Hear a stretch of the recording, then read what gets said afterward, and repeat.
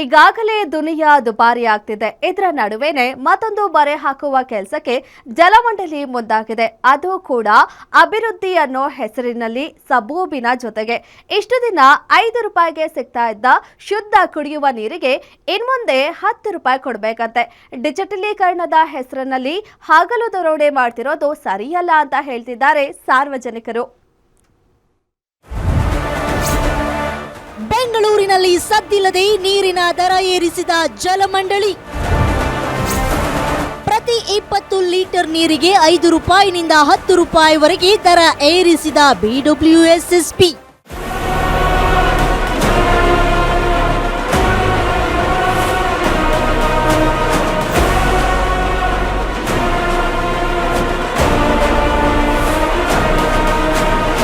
Silicon ಸಿಟಿಯಲ್ಲಿ ಅಭಿವೃದ್ಧಿ ಹೆಸರಲ್ಲಿ ಜನರ ಮೇಲೆ ಸದ್ದಿಲ್ಲದೆ ಹೊರೆ ಹಾಕೋ ಕೆಲಸ ಆಗ್ತಾ ಇದೆ.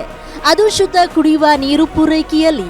ಹೌದು, ಇನ್ಮುಂದೆ ಬೆಂಗಳೂರಿನಲ್ಲಿ ಶುದ್ಧ ಕುಡಿಯುವ ನೀರು ಪಡೆಯೋದು ಕೂಡ ದುಬಾರಿಯಾಗಲಿದೆ. ಇದುವರೆಗೆ 20 ಲೀಟರ್ RO ನೀರಿಗೆ ಅಂದ್ರೆ ಶುದ್ಧ ಕುಡಿಯುವ ನೀರಿಗೆ 5 ರೂಪಾಯಿ ಪಾವತಿಸ್ತಾ ಇದ್ದ ಜನರು ಇನ್ಮುಂದೆ 10 ರೂಪಾಯಿ ನೀಡಬೇಕಾಗಿದೆ. ನಗರದಲ್ಲಿನ ನೀರಿನ ಘಟಕಗಳ ನಿರ್ವಹಣೆಗೆ ಹೊಣೆ ಹೊತ್ತಿರುವ ಬೆಂಗಳೂರು ಜಲಮಂಡಳಿ ಈ ದರ ಪರಿಷ್ಕರಣೆಯನ್ನ ಜಾರಿಗೆ ತಂದಿದ್ದು ಸಾರ್ವಜನಿಕರ ಜೇಬಿಗೆ ಕತ್ತರಿ ಹಾಕೋ ಕೆಲಸಕ್ಕೆ ಮುಂದಾಗಿದೆ. ನೀರಿನ ಬೆಲೆ ಏರಿಕೆ ಶಾಕ್. GBA ವ್ಯಾಪ್ತಿಯಲ್ಲಿವೆ 1200ಕ್ಕೂ ಹೆಚ್ಚು ಶುದ್ಧ ಕುಡಿಯುವ ನೀರಿನ ಘಟಕಗಳು. ಕೋಟಿಗಟ್ಟಲೆ ಬಜೆಟ್ ಇದ್ರೂ RO ಫ್ಲಾಟ್ ನಿರ್ವಹಣೆ ಮಾಡಲು GBA ವಿಫಲ. ಲಕ್ಷಾಂತರ ರೂಪಾಯಿ ನೀರಿನ ಬಿಲ್ ಹಾಕಿ ಉಳಿಸಿಕೊಂಡಿದ್ದ GBA ಸದ್ಯ ಎಲ್ಲ RO ಘಟಕಗಳ ನಿರ್ವಹಣೆಗೆ ಮುಂದಾದ ಜಲಮಂಡಳಿ.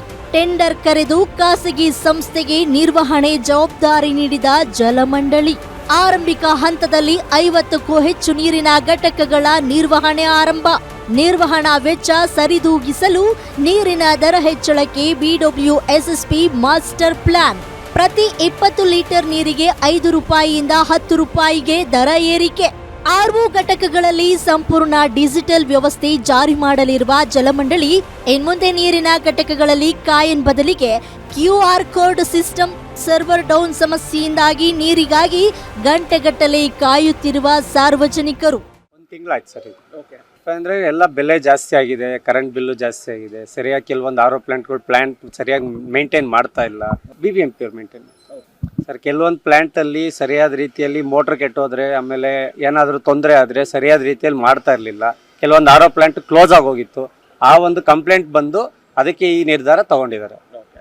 ಸ್ಟಾರ್ಟಿಂಗ್ 2-3 ದಿನ, ಒಂದು ವಾರ ಭಾಳ ಕಷ್ಟ ಆಯಿತು. ಎಲ್ಲರೂ ಬೈಕೊಳ್ತಾ ಇದ್ರು. ಇನ್ನು ಕೆಲವರು ಒಳ್ಳೇದೇ ಅಂದರು, ಯಾಕಂದರೆ ಕ್ಯಾಶ್ ಇರಲ್ಲ. ಆಮೇಲೆ 24 ಗಂಟೆ ಇವಾಗ ತೊಂದರೆ ಇಲ್ಲ, ಯಾವಾಗ ಬೇಕಾದ್ರೆ ರಾತ್ರಿ 1 ಗಂಟೆಗೂ ಬಂದು ಇಟ್ಕೊಳ್ಬೋದು. ಆ ಒಂದು ಫೆಸಿಲಿಟಿ ಇವಾಗ ಚೆನ್ನಾಗಿದೆ. 5 ರೂಪಾಯಿ ಕ್ಯಾನ್ಯಾಗ 100 ಕ್ಯಾನ್ ಹೋಗ್ತಿದ್ವು. ಈಗ ಒಂದು 23 ಡಬ್ಬೆ ಹೋಗಲ್ದು. ಎಳೆವಲ್ದು ಟವರ್ ಎಳೆವಲ್ದು. Network problem. ಅವು ಕಾರಿನ ತಪ್ಪರೆ 106 ಲೀಟ್ರ್ ಹೋಗ್ತಿದ್ವು. 5-15 ಲೀಟ್ರ್ 106 ಲೀಟ್ರ್ ಹೋಗ್ತಿದ್ವು. 20-30 ಹೋಗಲ್ವ ಈಗ. ಈಗ ಸಿಗಲ್ಲ ಬಡ್ದಾಡ್ತಾರೆ. ಈಗ ಒಂದು ತಿಂಗಳಿಂದ ಬಡ್ದಾಡ್ತಾರೆ. ಸಿಗಲ್ಲ ನೀರು ಸಿಗಲ್ಲ. ಗಂಟೆ ಹೋಗ್ತಿದ್ರೆ ಗಂಟೆ ಕೊಟ್ಟು ಯಾರು ಅಂದ್ರೆ ಗೊತ್ತಾಗ ಕೆಲಸ ಬಿಟ್ಟು ಬರೋದು ಕಾನ್ ಹಾಕೋದು ತೆಗೆದು ಹೊಡಗಿಬಿಡ್ತಾರೆ. ಅದಕ್ಕೆ 5 ರೂಪಾಯಿ ಕಾನಿಗೆ ಬೇಜಾರು ದುಡ್ಡು ಆಗ್ತದೆ. ಇದಕ್ಕೆ ಆಗಲ್ಲ. ಒಂದೆಡೆ ಅಗತ್ಯ ಸೇವೆಯಾದ ಕುಡಿಯುವ ನೀರಿನ ದರ ದುಪ್ಪಟ್ಟು. ಮತ್ತೊಂದು ಕಡೆ ಡಿಜಿಟಲ್ ವ್ಯವಸ್ಥೆಯ ತೊಂದರೆಗಳಿಂದ ಬಡವರು, ಹಿರಿಯ ನಾಗರಿಕರು ತೀವ್ರ ಸಂಕಷ್ಟಕ್ಕೆ ಸಿಲುಕಿದ್ದಾರೆ. ಒಟ್ನಲ್ಲಿ RO ಘಟಕಗಳ ನಿರ್ವಹಣೆ ಸುಧಾರಿಸೋ ನೆಪದಲ್ಲಿ ದುಬಾರಿ ವಸೂಲಿ ಮಾಡಿದ್ದು ನಿಜಕ್ಕೂ ಬೇಸರದ ಸಂಗತಿ. Ullas S Kiruvase, guarantee news, Bengaluru.